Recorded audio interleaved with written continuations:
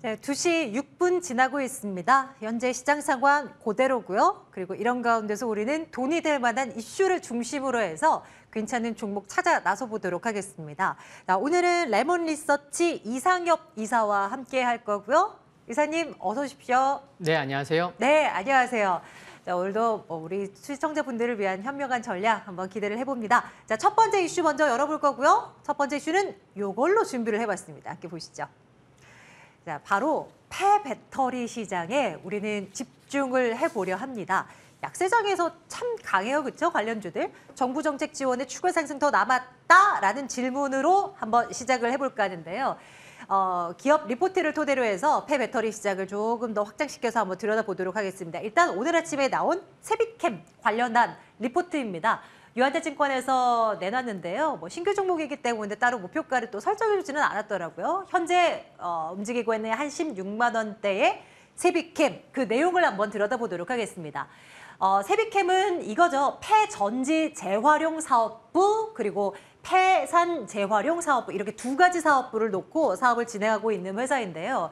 일단 안정적인 원재료를 조달은 한 상황이고 2017년도부터 이 작업을 해왔기 때문에 이미 뭐 LG화학을 비롯한 다양한 매출처를 잡고 있는 그런 회사입니다. 그리고 지금 현재 구간에서 멈추는 것이 아니라 향후 리사이클링 영역을 보다 확장시켜 나갈 것이다 라는 전망이 나오는데 실적 한번 예상을 해볼게요.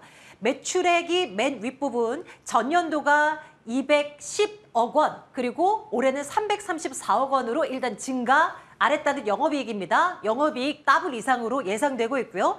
자기자본이익률이 ROE 네, 맨 마지막 줄인데요. 요것 또한 증가하면서 전 대부분의 항목들이 긍정적인 시그널들이 나오지 않을까. 실적 부분에서 뭐 이런 부분들 한번 챙겨볼 수 있을 것 같고요. 폐배터리와 관련한 기사 내용들도 한번 들여다보도록 할게요. 폐배터리 시장 앞으로 뭐 성장성 있고 무궁무진하고 이런 이야기들 참 많이 나오고 있잖아요. 밸류체인 전체 수혜가 기대되는데 앞서 살펴본 세비캠뿐만이 아니라 정말 다양한 종목들 있잖아요. 성일하이텍 뭐 대표 이제 신규주로서 정말 또 각광받았던 종목이죠. 여기에 포스코홀딩스도 한번 눈여겨보자라는 기사 내용이 있고요.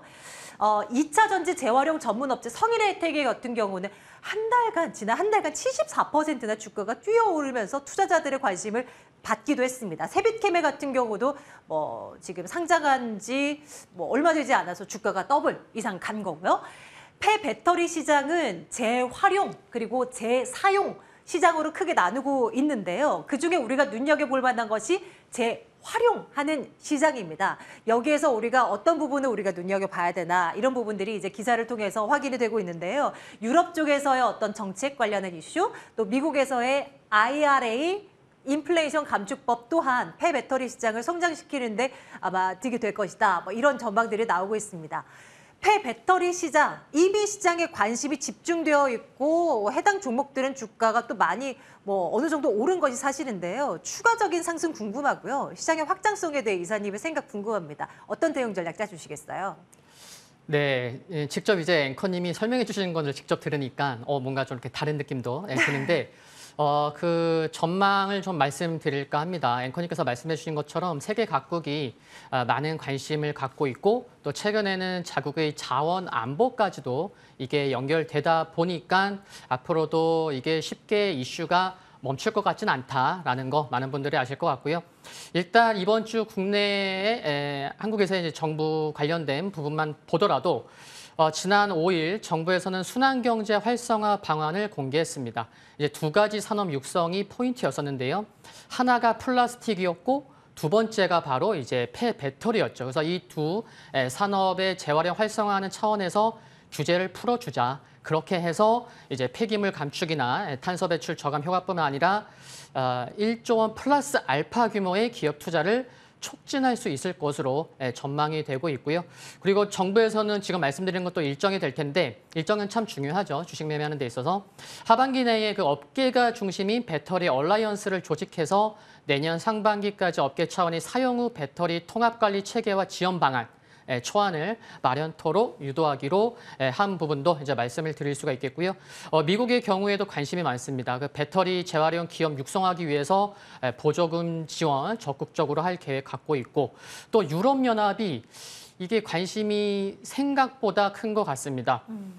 지속 가능한 배터리 법안을 연내에 발효할 목표로 하고 있고요. 2030년부터는 배터리를 만들 때 재활용된 그 일정 부분, 그러니까 재활용한 일정 부분을 포함시켜서 배터리를 만들어야 하는, 그리고 앞으로는 더 그런 비율이 늘어날 수 있겠고요.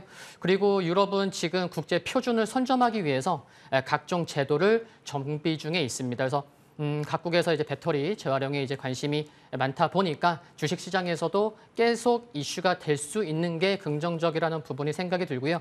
그리고 이제 보다 중요한 거는 이 배터리 리사이클링 분야에서 뭐 글로벌 1위 이런 게 아직 없습니다. 그러니까 아직 헤게모니를 잡은 기업이 없기 때문에 여러 기업들이 진출하고 있고 이번 주에는 뭐 기아도 진출한 것 알 수가 있었죠. 독일 기업이랑요. 그러다 보니까 이제 투자를 하고 또 협력을 하면서 그 시장을 이제 선점하려는 것이 중요한 것 같습니다. 그리고 이게 기업들이 경쟁한다는 게 나쁜 게 아니라고 생각이 듭니다. 왜냐하면은 최근에 메타버스, XR 기기도 주식시장에서 핫한데 이쪽도 보면은 빅테크 기업들이 경쟁을 하고 있기 때문에 XR 기기 메타버스 시장이 커질 것으로 쉽게 생각할 수 있듯이 배터리 쪽도 리사이클링 부분도 그런 걸 알 수가 있는 것 같고요. 그래서 기업들이 경쟁을 통해서 또 이런 시류에 맞게 그 선점하려는 것 시장에서 계속 이슈가 될 것 같습니다. 네. 커져갈 것이 뻔해 보이는 전기차 시장, 그리고 그 시장 안에서 폐배터리 시장은 훨씬 더 그 성장성이 담보되어 있다라는 지적들이 끊임없이 나오고 있는 요즘인 것 같은데요. 이사님, 오늘 관련주로서는 코스모화학이 좀 강하고요. 세비캠도 좀 눌리다가 또 다시 이제 상승세로 조금 더 고개를 드는 모습이 일단 오늘 그림입니다. 관련한 종목도 그래도 제법 되잖아요. 그중에서 이사님이 생각하는 탑픽은 어떤 종목인가요? 한 종목만 말씀드리면 저는 일단 성일 하이텍으로 말씀을 드리고 싶고요. 네. 폐배터리 관련해서 정말 솔직한 말씀을 드리려고 이 자리에 앉았습니다. 어떤 말씀을 드리려고 하냐면 네. 그 이제 폐배터리 관련돼서 제 개인적으로는 진짜 이쪽으로 투자금의 50% 이상 정말 몰빵도 하신 분들도 계시지 않을까 그런 생각이 드는데 왜냐하면은 2019년, 2020년으로 돌아가서 생각해 보면요. 그때의 아이디어가 그런 거였죠. 그래, 전기차 배터리 지금부터 뭐 한 3, 4년 후, 2, 3년 후인 뭐 2023년부터 본격적으로 성장한다고 하니까 그래, 못해도 지금 사서 한 2, 3년 장기 투자하면 되지 않을까라고 그런 아이디어가 상식적인 아이디어였었거든요. 네. 근데 에코프로 BM 어떻죠? 네, 2년 반 동안 에코프로 BM이 13배, 14배 상승했습니다. 그러면은 지금 많은 분들 아시죠? 그 배터리 리사이클링이 본격화되는 시기가 언제라고 얘기를 하고 있죠, 지금? 네, 2025년이라고 합니다. 그러면 지금에서도 그래, 그때도 그랬지만 지금도 2025년부터 본격적으로 성장해? 그럼 2, 3년 전인 2022년 올해부터 장기 투자해도 되는 거 아니야? 이런 생각까지 할 수 있는 시기가 올해이지 않을까 그런 말씀도 드리고 싶고요. 그렇게 따지면 저는 개인적으로는 이제 2024년, 2025년에 갔을 때 주식이라는 거는 유연한 마인드로 접근해야 되고 100%라는 건 없지만 2024년, 25년 갔을 때 지금 2022년 저점 대비해서 배터리 재활용 관련된 업체들이 어느 정도의 기업 가치를 받고 있을지도 궁금한 그런 것도 좀 나름 생각을 하고 있거든요. 그래서 지금 어떻게 좀 접근한다고 하면은 결국에는 뭐 조정 나올 때 좀 신규 관점에서는 지금 좀 올라왔다 생각이 들고 조정 시마다 좀 모아가는 전략이 어떨까라는 말씀도 드릴 수가 있겠고 또 아시겠지만 많은 분들이 흥분하면 또 그때가 고점이라고 또 쉬어가기도 하니까요. 맞아요. 약간의 그런 트레이딩 관점의 매매도 함께 병행한다고 하면 앞으로 진짜 뭐 2년, 3년 그 이상까지도 바라봤을 때 계속 시장의 중심에 있는 섹터라고 봅니다. 그러면은 좀 뭐 그렇게 큰 고민 안 하면서도 좀 이렇게 편안하게 좀 투자할 수 있는 방법이지 않을까. 그래서 뭐 장기적인 관점에서도 그런 말씀 한번 드려봤습니다. 네, 유튜브 채팅창에서 한 달에 2주씩 사자 뭐 이런 의견도 올려주시는데요. 적합한 전략 아닐까 싶어요. 분명히 성장은 하는데 조금 아직 시간이 좀 많이 걸립니다. 그렇기 때문에 지금 급격히 쫓아갈 이유 정말 없고요. 차분하게 조금씩 모아가는 전략, 눌림 나올 때 그러면 조금 긴 호흡 가지고 간다면 분명 아마 결실이 있지 않을까라는 생각으로 폐배터리 시장을 한번 정리를 해보도록 하겠습니다. 다음 이슈 한번 열어보도록 할게요. 이것 보겠습니다. 앞서서도 바이오 이야기를 살짝 하고 왔는데요. 삼바가 환율 수혜주다? 지금 바이오 시장에 뉴스들이 넘쳐나고 있습니다. 지금 매수의 기회인 것인지 들여다보도록 하겠습니다. 자, 이번에는 제약바이오 관련한 리포트를 준비해 봤는데요. 참 관심 밖에 놓여 있었던 섹터 가운데 하나 아니겠습니까? 그런데 이쪽이 환율 수혜주다라고 하면 또 얘기가 달라지지 않겠어요? 환율 상승의 영향을 충분히 받을 수 있다라고 보고서는 이야기를 하고 있는데요. 달러 기반의 매출이 높은 업체들이 당연하죠. 원달러 환율이 높아지는 구간에서 수혜가 예상된다라는 지적을 합니다. 그러면 누가 그러한 데가 궁금하죠? 바로 삼바. 삼성바이오로직스가 환율 상승 구간에 유리한 지점에 놓여 있다라는 겁니다. 왜? CDMO 계약이 거의 대부분이 달러로 이루어지기 때문에 삼바의 매출 대부분은 달러 기반이라는 겁니다. 물론 이제 잘 수주를 하고 돈을 벌어야 그만큼의 환율 상승 효과를 맛보게 되는 것이겠지만요. 그래도 어느 정도의 지금 이만큼의 원달러 상승으로 인해서 좀 어느 정도 수혜가 예상된다라는 지적이 있습니다. 그리고 이번에 이제 다른 종목이에요. SK 바이오사이언스에서 뉴스가 또 하나 전해졌잖아요. 국제보건기구에서 국산 1호 코리아 백신 긴급 사용을 신청했다라는 뉴스가 오늘 전해지면서 해당 종목이 또 오늘 시장에서 나름 강한 모습이 확인되고 있습니다. 내용 보겠습니다. 코로나19 백신에 대해서 긴급 사용 목록 등재 신청을 마쳤다라고 이제 밝힌 건데요. 진작에 지난 7월이었습니다. 영국과 유럽의약품청에도 이 관련한 백신에 대한 조건부 허가를 신청한 바 있는데 어쨌거나 다시금 이 코로나 백신에 대한 이슈가 스물스물 올라오고 있는 상황이고요. 그리고 앞선 코너에서 지적했었던 요거 이벤트요. ESMO 파리게마. 이것 또한 이벤트가 다가오면서 또 제약 바이오 쪽으로 사람들의 관심이 집중되는 한 가지 요인이 될 수 있다라는 지적입니다. 여기 행사에서 국내 기업들이 다수 이제 참여를 하게 되는데 어떤 기업들이 참여를 하게 되느냐에 따라서 또 관련 종목들을 봐야 되겠죠. HLB 그리고 레고캠 바이오 등등이 기사에서는 거론되고 있습니다. 어쨌거나 다양한 이슈가 좀 쏟아지고 있는 제약 바이오 섹터인 것 같은데요. 이사님 어때요? 요즘 제약 바이오 섹터 지금 눈여겨보는 거 괜찮은 대안이 될 것 같습니까?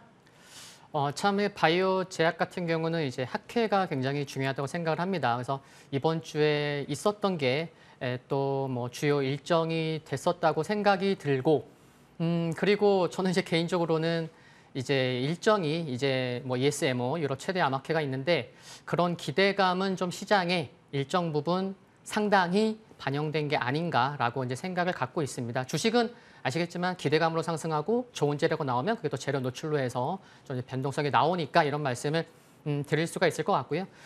그리고 오늘 바이오주들이 상승을 해서 지금 코스닥의 바이오 비중이 높은데 코스닥의 좀 상승에 좀 보탬이 되고 있어서 참 다행이라는 생각까지 들고 또 SK 바이오사이언스 같은 경우는 좀 백신 관련 그런 모멘텀이 지난 7월에는 단기적으로 한 50% 상승할 정도로 같은 모멘텀이거든요. 근데 모멘텀이 좀 약해졌다고 생각이 듭니다.